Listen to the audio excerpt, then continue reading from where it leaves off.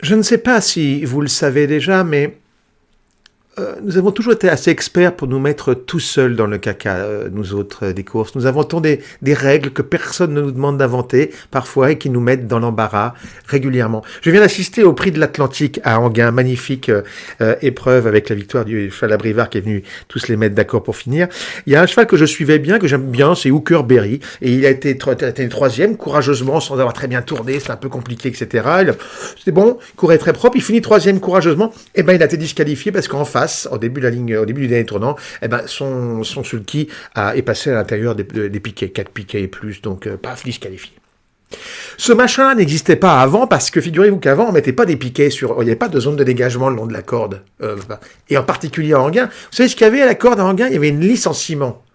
Donc si vous voulez, on passait pas à l'intérieur de la piste, on pouvait pas, sinon on se cassait la gueule, on faisait des vols planés, on finissait en pièces minutes et c'était terminé. On courait la suite de la course d'après. À l'époque, on s'en foutait, il pouvait y avoir 10 morts, pouf, on courait, on a bombardé Longchamp pendant la guerre.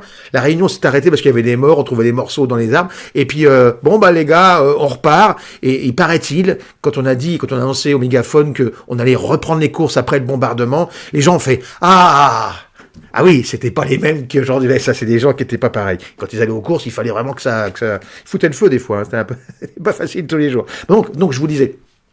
Avant, il n'y avait pas de voie de dégagement comme ça, les chevaux se mettaient au galop aussi, plus même qu'aujourd'hui, mais bon, on vivait avec ça, et les types couraient près d'une lisse en ciment qui était donc extrêmement dure, et solide, et pour cause, et du coup, on passait pas à l'intérieur. Mais enfin là, bon, il est passé un peu à l'intérieur, c'est la règle, il faut qu'il y ait des règles, c'est normal, mais bon, encore une fois, pour notre confort, on a inventé des merdouilles dans ce sens. La Hooker Berry, évidemment, ça n'a rien changé à sa performance, c'est pas pour ça qu'il a terminé troisième courageusement, et puis de toute façon, on le retouchera, c'est pas un souci.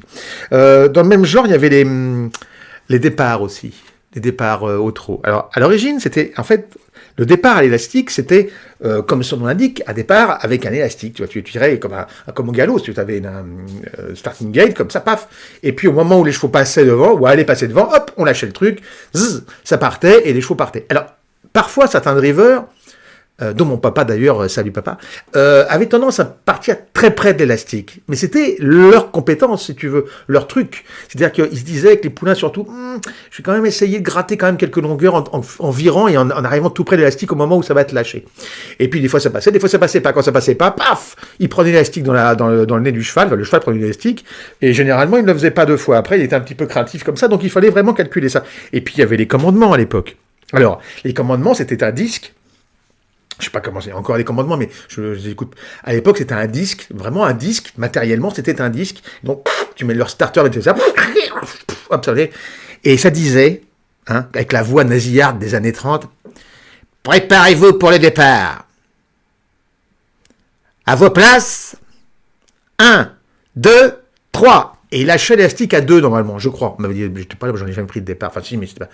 Et donc, c'était le grand n'importe quoi. Il y avait même des handicaps où on partait avec des poteaux de 12 en 12 mètres, pas 25 comme aujourd'hui, comme souvent, de 12 en 12 mètres. Donc, le bordel indescriptible des trucs, mais c'était marrant. Ils avaient des sulky en plus qui faisaient 20 mètres de long. C'était le contraire des Yankees. C'était extrêmement loin avec une toile devant. Et Paul Verhoeven qui était machin, etc., qui faisait un truc de fou. Et donc, ils étaient mais à 100 mètres du cheval. Bon. Mais, bon, voilà, il n'y avait pas de reprise de départ énormément, les chevaux prenaient l'élastique dans la tronche, il n'y avait pas de souci. Maintenant, non, il y a tu m'as machin, il y a une cellule, alors du coup, les chevaux ne prennent plus le machin, mais quand ils ont mis ça en place, là, ça a été un bordel sans nom, il y a des amendes à fond parce que les mecs, ils grugeaient, ça marchait pas, les cellules, tout le bordel. Ça a été un merdier, et même encore, c'est encore bizarre, les séries de faux départs qu'on a eu, c'est l'horreur, quoi. Le progrès. Casse-couille, le progrès. Et puis là, maintenant, il y a la cravache, alors ça gueule déjà au trot. Alors au trot, on n'a plus le droit de s'en servir. Au galop, 4 coups. Je vous en ai déjà parlé, je vais pas me refaire un truc sur la... Mais enfin, voilà, pour vous dire que le progrès, parfois... je dis pas, la licenciement, c'était un peu chaud quand même, mais les piquets, quoi. Au moins, mettez des piquets, des vrais, quoi. Pas des machins comme ça, que les mecs fassent attention, quoi. Non? C'est dangereux? Ah, bon. Bon, on fait comme ça, alors. Allez, je vous laisse. Et puis à bientôt avec Hooker Berry. À la voyeur.